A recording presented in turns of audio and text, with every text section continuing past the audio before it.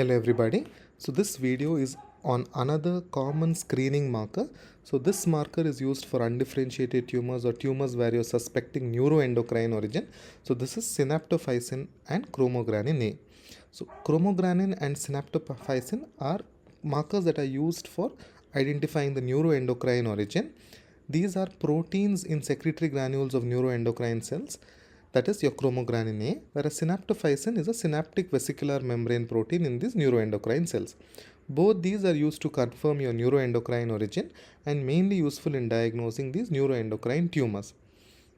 To tell you whether it is benign or malignant, you have to always correlate with morphology, clinical data and Ki67. Normally, these are expressed in your neuroendocrine cells of gastrointestinal tract, pancreatic islets, adrenal medulla. As they are expressed in the neurosecretory granules and synaptic vesicles, you will see a cytoplasmic pattern or a cytoplasmic granular pattern. Which tumors are they positive?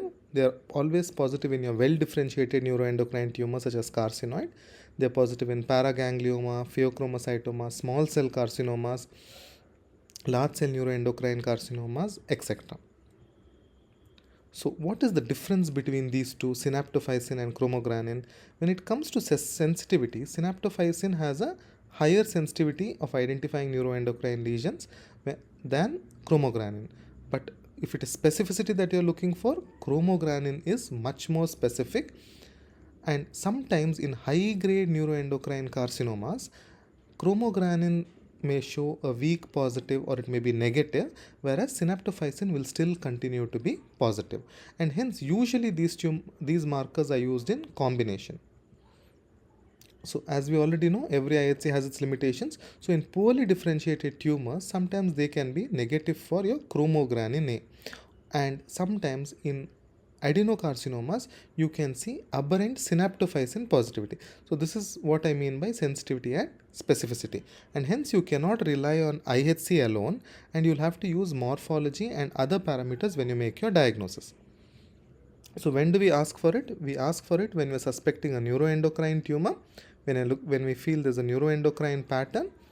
Staining is cytoplasmic and granular. You report it as positive and negative, and always include a Ki67 when you're reporting neuroendocrine tumors. You have to use morphology and clinical context when you are making a diagnosis of neuroendocrine lesions. Pop quiz: which animal is this? Let me know in the comments.